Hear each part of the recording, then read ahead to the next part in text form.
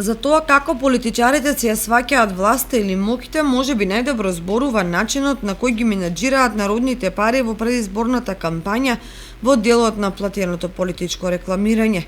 Практично се применува злоупотреба од прв степен, бидејќи поединци одлучуваат каде и колку ќе трошат според небулозниот критериум наши и ваши.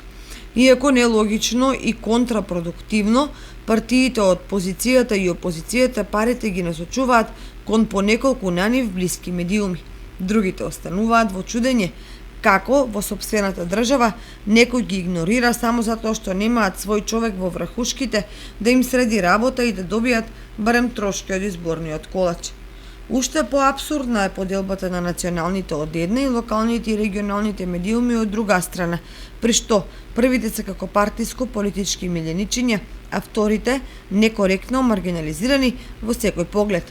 Таквиот однос ја наметнува потребата од јавна дебата во која ќе учествуваат граѓаните првенствено од натрешноста за тоа дали на народот во помалите општини му се потребни локалните медиуми и локално информирање или не.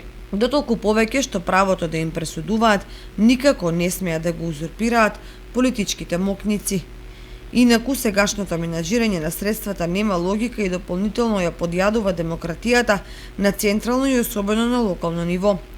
Реципроцитетот на ваквото однесување би можело да се спореди со предпоставено право власта да може да ги користи и менаџира само парите кои во буџетот се слеваат исклучиво од граѓаните кои гласале за неа.